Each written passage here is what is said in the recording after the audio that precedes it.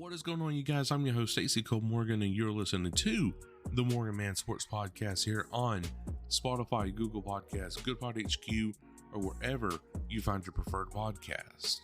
Ladies and gentlemen, today we are talking about the Atlanta Falcons showing now very little interest in quarterback Justin Feilds, who will be available to go to any team this free agency market for the 2024-25 NFL season. Also, guys, we are talking about the CDL Major 2 Week 3 online qualifiers, what to look out for, CDL point standings, and so much more. So without any further delay, let's go to get straight into today's action.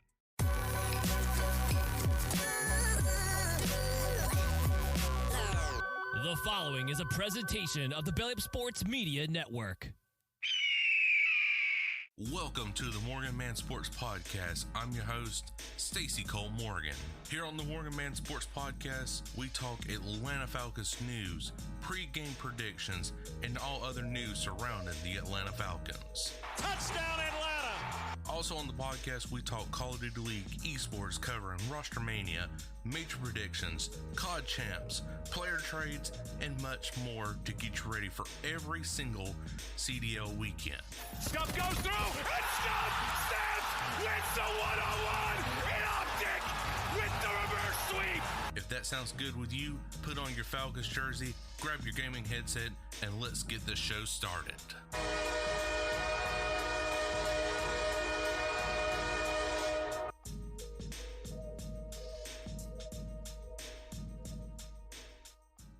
All right, guys, so we're going to make it short, sweet, and simple today on today's podcast. Starting off with a Falcoholic.com article from Dave Chiotte, if I'm pronouncing that right. The article does state in bold, NFL report, Falcons lack interest in Justin Feilds, may trade up for quarterback in the 2024 NFL Draft. So this is pretty interesting right here. Considering that the Falcons have been linked to Justin Feilds now for at least 3 months, ever since the Falcons did face the Chicago Bears in that week 16, 17 matchup right in there. Someone will have to correct me on that, but I believe it was week 17 that we faced the Chicago Bears. So this is an quote within the Falcoholic article right here, and of course everything will be down in the description below for you guys to check that out. But this is, and I quote, I think mentioning the Falcons coming up is a very, very passionate message, if I'm pronouncing that right. I think that this is a team that maybe doesn't look to go to the veteran route. I know some people have tied Justin Feilds. We'll go to him in a second, Palmer said. Yeah, I don't see it. Weish interjected. So a lot of people now are saying that with a lot of cap space, which, I mean, I'm not sitting here saying that the Atlanta Falcons are now in cap space hell, because thanks to Terry Fontenot, we got a lot of money to spend in free agency. And this is a year, definitely, I think, that the Falcons should definitely spend a lot of money in free agency. And that should be a quarterback position, or if not, at least on the defensive side of the ball. So remember, they've established a roster, you could say, on both sides of the ball to where they could think they could give up a future first-round pick to move up from 8. They have plenty of salary cap space. They can make that jump, Palmer said. The Falcons, their new coordinator, Zach Robinson, is coming from L.A., Jared Goff and Matthew Stafford.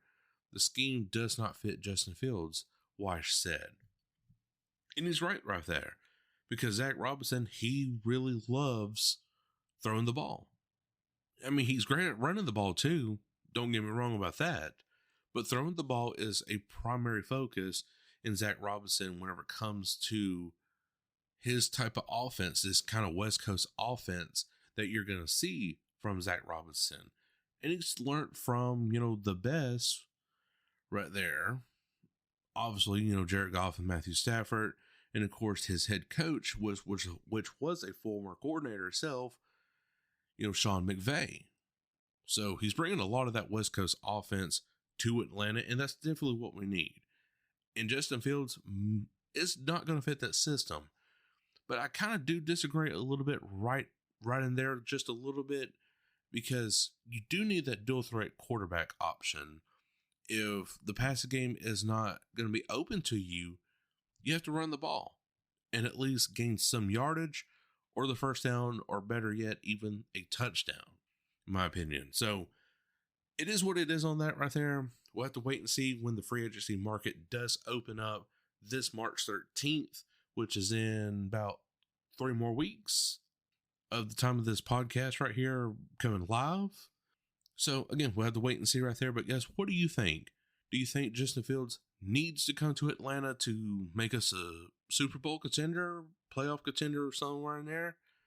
Or do we go via draft for AKA Jaden Daniels or Drake Maine from North Carolina? Who knows? But I'm leaning more towards Jaden Daniels from LSU.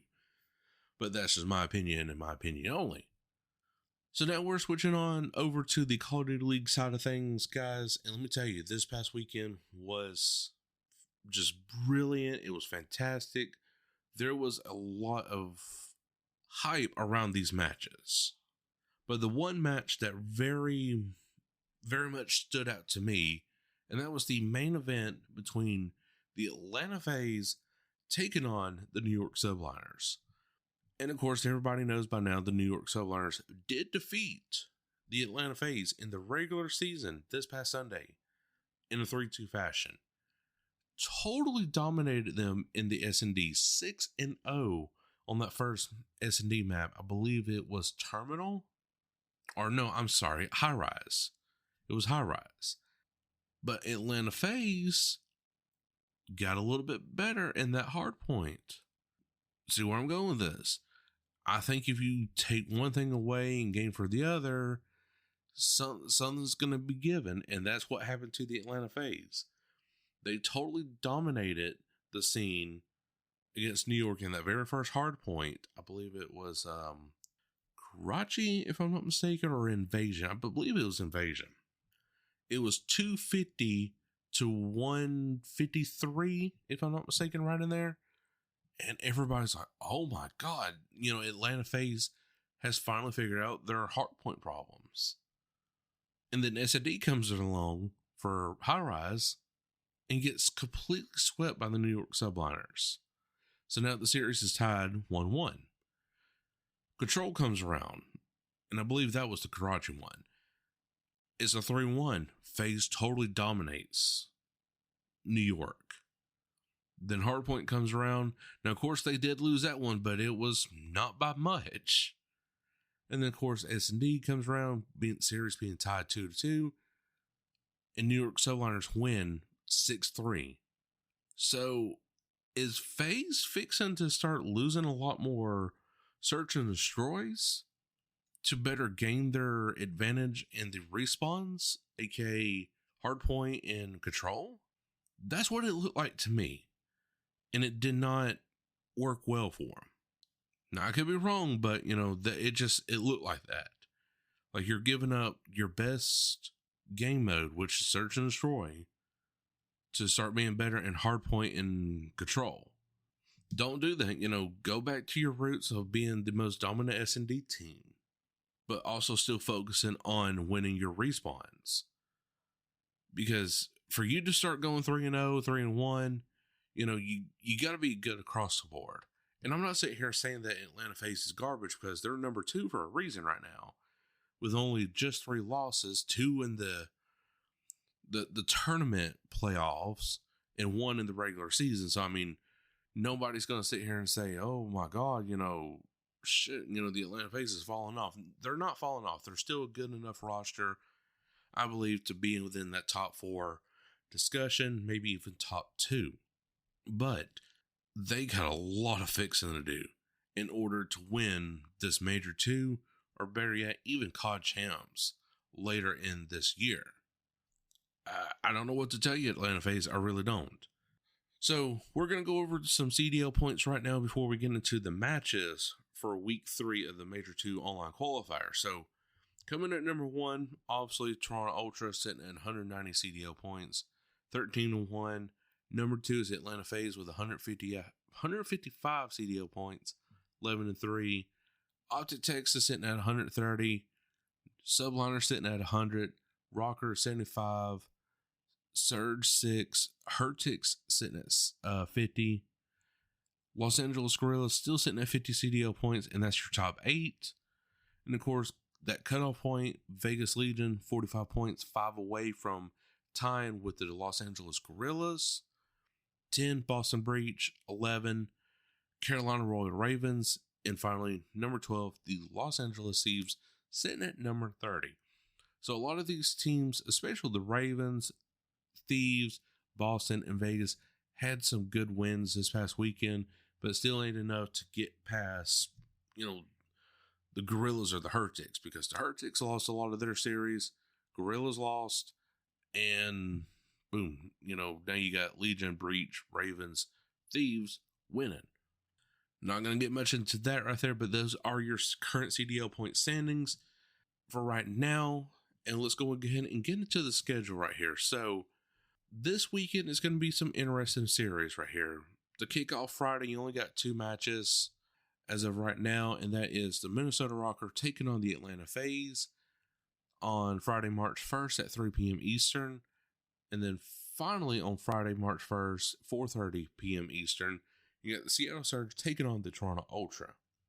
Saturday, March 12th, you got the Vegas Legion taking on the Boston Breach, Optic Texas taking on the Carolina Royal Ravens.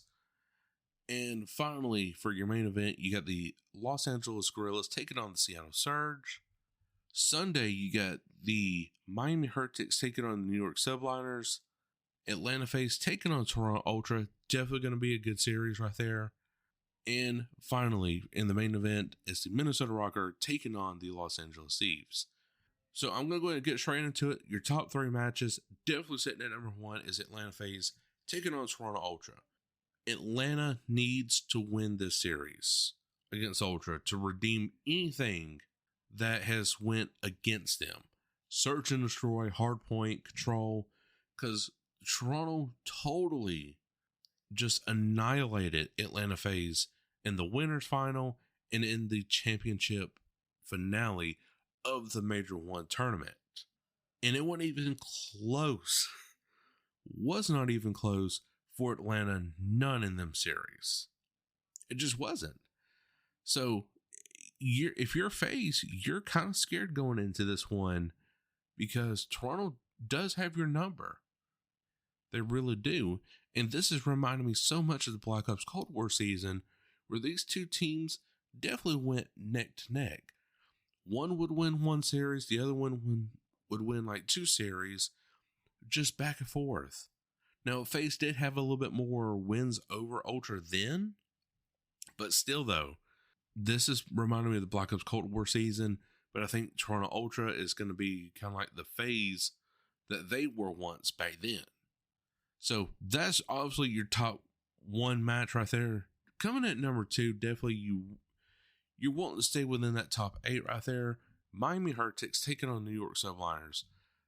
Heretics coming off some awful losses. Subliners definitely feel like they're on top of the world right now, just defeating the red hot Atlanta FaZe. So is the Subliners going to be able to keep that momentum going against the Miami Heretics, which are currently sitting at, again, number 7 in CDL point standings, and Subliners are 4th overall in CDL point standings. So this is a match between number 4 and number 7. And then, of course, FaZe and Ultra, that's the battle between 1 and 2. So FaZe definitely needs to win out this weekend in order to regain that number 1 spot, and Ultra needs to lose out this weekend, but that's just highly just not going to happen in general. So my third match, honestly, guys, I'm looking at right here is going to be Atlanta FaZe versus the Minnesota Rocker. Rocker has definitely been on a roll here lately. Not going to sit here and say like it's just a tremendous momentum shift, but Rocker has went from winning their very first game a couple months back to now sitting at number 5 in CDL point standings.